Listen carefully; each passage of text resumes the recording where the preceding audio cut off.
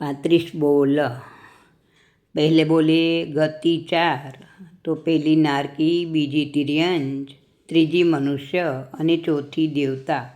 ગતિ એટલે કે ગમન કરવું।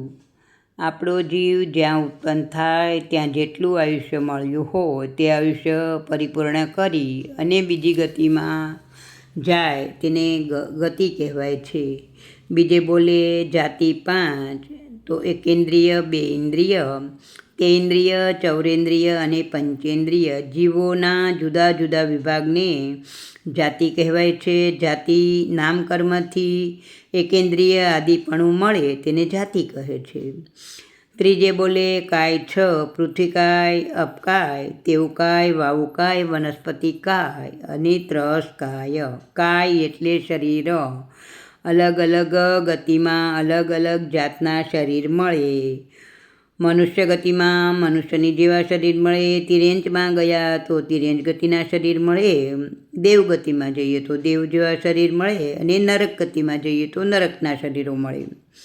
ચોથે બોલે ઇન્દ્રિય 5, શ્રોતેન્દ્રિય, ચક્ષુન્દ્રિય, ઘ્રાણેન્દ્રિય, રસેન્દ્રિય અને સ્પર્શેન્દ્રિય।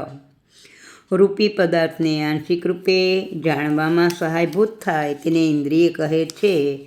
ઇન્દ્રિય શબ્દ, રૂપ, રસ, ગંધ, સ્પર્શ એક એક વિષયને ગ્રહણ કરે છે। પાંચમે બોલે પર્યાપ્તિ 6, આહાર, શરીર, ઇન્દ્રિય, શ્વાસોશ્વાસ, ભાષા અને મન। પર્યાપ્તિ 6 છે જીવની પૌદ્ગલિક શક્તિ, જેના દ્વારા આહાર આદિના પૂતગલોને શરીર, ઇન્દ્રિય આદિ રૂપમાં બદલાવવાની ક્રિયા પૂર્ણ કરે તેને પર્યાપ્તિ કહે છે અને તેની અપૂર્ણતાને અપર્યાપ્તિ કહે છે।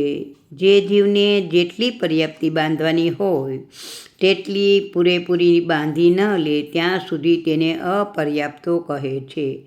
જ્યારે જેટલી પર્યાપ્તિ પૂર્ણ મળવાની હોય તેટલી પર્યાપ્તિ પૂર્ણ બાંધી લે ત્યાર પછી તેને પર્યાપ્તો કહેવાય છે। છઠ્ઠે બોલે પ્રાણદ્રસ, શ્રોતેન્દ્રિય બલપ્રાણ, ચક્ષુન્દ્રિય બલપ્રાણ, ઘ્રાણેન્દ્રિય બલપ્રાણ, રસેન્દ્રિય બલપ્રાણ, સ્પર્શેન્દ્રિય બલપ્રાણ, મન બલપ્રાણ, વચન બલપ્રાણ, કાય બલપ્રાણ, શ્વાસોશ્વાસ બલપ્રાણ અને આયુષ્ય બલપ્રાણ। પ્રાણ એટલે જેના સંયોગે સંસારી જીવોને શ્રોત એટલે કે સાંભળવું, જોવું આદિ ક્રિયા થાય છે। પ્રાણ એટલે કે જીવન શક્તિ, જેના વડે જીવ જીવે છે તેને પ્રાણ કહેવાય છે। તેના પણ 2 પ્રકાર છે, દ્રવ્ય પ્રાણ, જેના યોગે આત્માનો શરીર સાથે સંબંધ ટકી રહે છે। બીજું ભાવ પ્રાણ, જીવની સાથે તાદાત્મ્યથી જીવ જ્ઞાન આદિ ગુણો રહેલા છે તે ભાવ પ્રાણ। દ્રવ્ય પ્રાણ 10 પ્રકારના અને ભાવ પ્રાણ એ 4 પ્રકારના છે, જ્ઞાન, દર્શન, સુખ અને વીર્ય। સાતમે બોલે શરીર 5, ઔદારિક શરીર, વૈક્રિય શરીર, આહારક શરીર, તેજસ શરીર અને કાર્મણ શરીર। જે શરીરનો ક્ષણે ક્ષણે નાશ થતા અંતે પોતાનું આયુષ્ય પૂરું કરતા નાશ થાય તેને શરીર કહે છે। આઠમે બોલે યોગ 15, યોગ 15માં મન, વચન અને કાયાના યોગને યોગ કહે છે। તો મનથી જીવ કેવું બોલવું તે સત્ય મનથી સત્ય મન યોગ, અસત્ય મન યોગ, મિશ્ર મન યોગ અને વ્યવહાર મન યોગ। વચનથી તો કે સત્ય વચન યોગ, અસત્ય વચન યોગ, મિશ્ર વચન યોગ અને વ્યવહાર વચન યોગ। કાયાથી તો ઔદારિક શરીર હોય તો કે ઔદારિક કાય યોગ, ઔદારિક મિશ્ર કાય યોગ, વૈક્રિય લબ્ધિ હોય, વૈક્રિય શરીર હોય તો વૈક્રિય કાય યોગ, વૈક્રિય મિશ્ર કાય યોગ, આહારક શરીર હોય ત્યારે આહારક કાય યોગ અને આહારક મિશ્ર કાય યોગ। 15મો કાર્મણ કાય યોગ। યોગ એટલે મન, વચન, કાયાની પ્રવૃત્તિ, જેમાં મનના 4, વચનના 4 અને કાયાના 7 એમ કુલ 15 યોગ હોય છે। 9મે બોલે ઉપયોગ 12, મતિ જ્ઞાન, શ્રુત જ્ઞાન, અવધિ જ્ઞાન, મન પર્યવ જ્ઞાન અને કેવળ જ્ઞાન। મતિ અજ્ઞાન, શ્રુત અજ્ઞાન, વિભંજ્ઞાન, ચક્ષુદર્શન, અચક્ષુદર્શન, અવધિદર્શન ને કેવળ દર્શન. જ્ઞાન એટલે જેનાથી વસ્તુને વિશેષ રૂપે જાણી શકાય તે. દર્શન એટલે જેનાથી વસ્તુના સામાન્ય રૂપને જોવું તે. જ્ઞાન દર્શનમાં આત્માની પ્રવૃત્તિને ઉપયોગ કહે છે.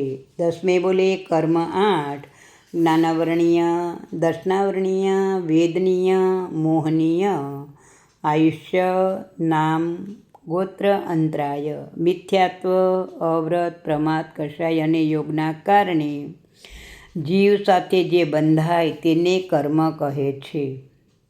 11મે બોલે ગુણસ્થાનક 14. તો પ્રથમ ગુણસ્થાનક તો કે મિથ્યાત્વ, શાશ્વદાન, મિશ્ર, અવિરતિ, સમ્યક દ્રષ્ટિ, દેશવિરતિ એટલે કે શ્રાવકનું ગુણસ્થાનક, પ્રમત્ત શયંતી સાધુના ગુણસ્થાનક, અપ્રમત્ત શયંતી નિયતિબાદર, અનિયતિબાદર, સૂક્ષ્મ સંપ્રાય, ઉપશાંત મોહનીય, ક્ષીણ મોહનીય, સયોગી કેવળી, અયોગી કેવળી. મોહ અને યોગના કારણે આત્માના જ્ઞાન દર્શન અને ચારિત્રરૂપ ગુણોની વધતી ઘટતી અવસ્થાને ગુણસ્થાન કહેવાય છે. 12મે બોલે 5 ઇન્દ્રિયના વિષય 23. શ્રોતેન્દ્રિયના 3 વિષય જીવ શબ્દ, અજીવ શબ્દ અને મિશ્ર શબ્દ. ચક્ષુન્દ્રિયના પણ વિષય 5. એમાં કાળો, લીલો, લાલ, પીળો અને સફેદ 5 વર્ણ. ઘ્રાણેન્દ્રિયના 2 વિષય સુરભિગંધ અને દુર્ભિગંધ. રસેન્દ્રિયના 5 વિષય તીખો, કડવો, કસાયેલો, તુરો એટલે કે કસાયેલો એટલે કે તુરો, ખાટો અને મીઠો. સ્પર્શેન્દ્રિયના 8 વિષય સુવાળો, ખરબચડો, હલકો, ભારે, ઉષ્ણ, શીતળ, લુકો એટલે કે વૃક્ષ અને ચોપડીઓ એટલે સ્નિગ્ધ. આ 5 ઇન્દ્રિયના 23 વિષયો આત્મા ઇન્દ્રિયો દ્વારા જે પદાર્થને ગ્રહણ કરે તેને તે ઇન્દ્રિયના વિષય કહે છે.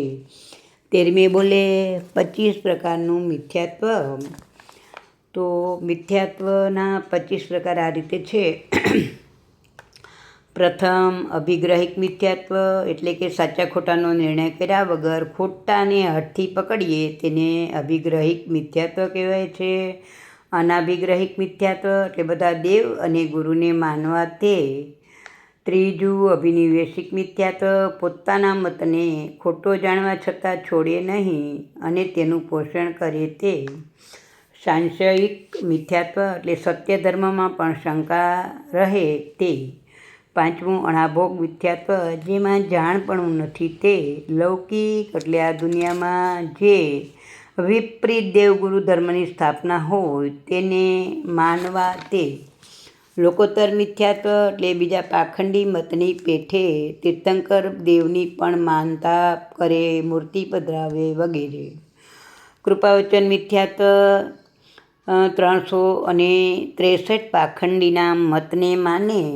જીવને અજીવ શ્રદ્ધે તે મિથ્યાત્વ, અજીવને જીવ કહે તે મિથ્યાત્વ, સાધુને કુસાધુ કહે તો મિથ્યાત્વ, કુસાધુને સાધુ કહે તે મિથ્યાત્વ.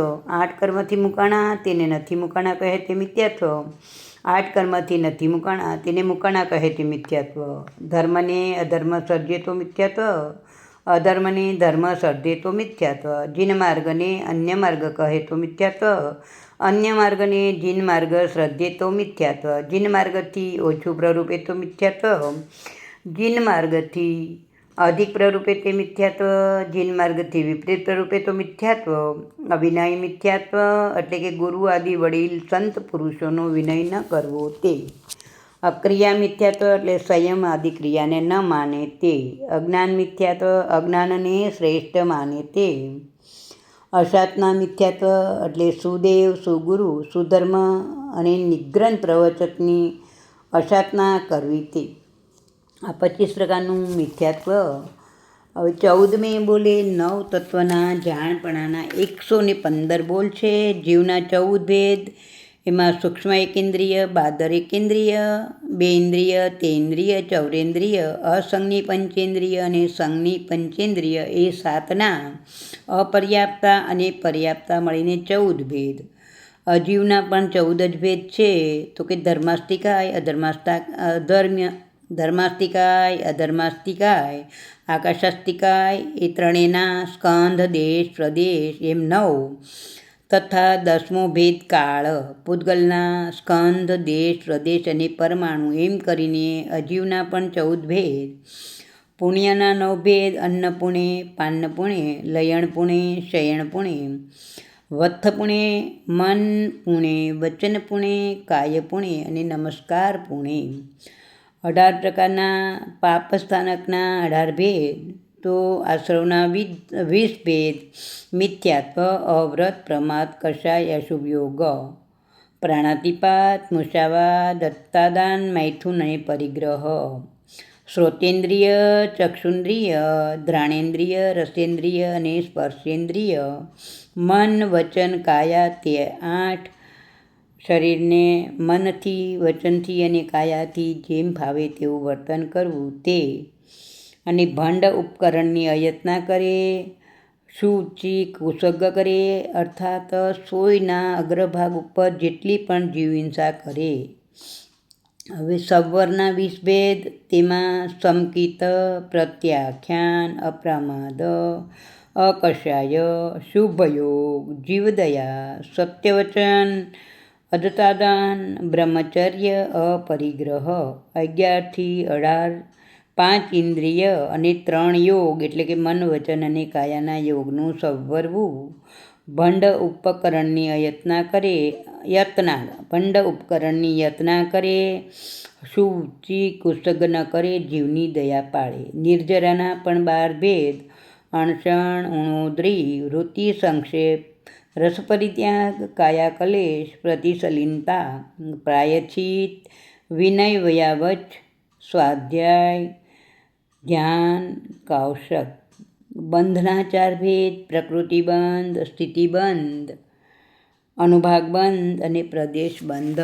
મોક્ષના 4 ભેદ: જ્ઞાન, દર્શન, ચારિત્ર, તપ. તત્વ એટલે જેનું સદાકાળ હોવાપણું છે તેને તત્વ કહેવાય છે. 15મે બોલે આત્મા 8 પ્રકારના છે. તો એમાં દ્રવ્ય આત્મા, કષાય આત્મા, યોગાત્મા, ઉપયોગી આત્મા, જ્ઞાનાત્મા, દર્શનાત્મા, ચારિત્ર આત્મા અને વીર્ય આત્મા. આત્મા જે ગુણોમાં પ્રવર્તે તે ગુણના નામથી આત્મા ઓળખાય છે. માટે જ્યારે કષાય ભાવમાં હોય ત્યારે કષાય આત્મા એમ આત્મા માટે સમજવાનું. 16મે બોલે દંડક 24. 7 નરકનો 1 દંડક, 10 ભવનપતિના 10 દંડક. તો ભવનપતિના નામ: અસુરકુમાર, નાગકુમાર, સુવર્ણકુમાર, વિદ્યુતકુમાર, અગ્નિકુમાર, દીપકુમાર, ઉદધિકુમાર, દિશાકુમાર, વાયુકુમાર, સ્તનિતકુમાર. 5 સ્થાવરના 5 દંડક: પૃથ્વીકાય, અપકાય, તેવકાય, વાવકાય અને વનસ્પતિકાય. 3 દંડક વિકલેન્દ્રિયના: 2 ઇન્દ્રિય, તેન્દ્રિય, ચૌરેન્દ્રિય, તિર્યંત પંચેન્દ્રિયનો 1 મનુષ્યનો દંડક, 1 વાણવ્યંતરનો દંડક, 1 જ્યોતિષી દેવનું દંડક અને 1 વૈમાનિક દેવનો દંડક. જ્યાં જીવ ઉત્પન્ન થઈ કર્મના દંડ ભોગવે તેને દંડક કહેવાય છે. 17મે બોલે લેસ્યા 6: કૃષ્ણલેસ્યા, નીલલેસ્યા, કાપોતલેસ્યા, તેજોલેસ્યા, પદ્મલેસ્યા અને શુક્લલેસ્યા. કષાય અને યોગની પ્રવૃત્તિથી ઉદ્ભવતા આત્માના શુભ અશુભ પરિણામને લેસ્યા કહેવાય છે. 6 લેસ્યામાં પ્રથમ 3 લેસ્યા અપ્રશસ્ત એટલે કે અશુભ અને પાછળની 3 લેસ્યા પ્રશસ્ત એટલે કે શુભ છે. 18મે બોલે દ્રષ્ટિ 3: સમકિત દ્રષ્ટિ, મિથ્યા દ્રષ્ટિ, મિશ્ર દ્રષ્ટિ. તત્વ વિચારણાની પદ્ધતિની દ્રષ્ટિ કહે છે. 19મે બોલે ધ્યાન 4: આત્ર ધ્યાન, રૌદ્ર ધ્યાન, ધર્મ ધ્યાન અને શુક્લ ધ્યાન. કોઈ પણ એક જ વિષય ઉપર મનની એકાગ્રતા કરવી તેને ધ્યાન કહે છે. જય જિનેન્દ્ર.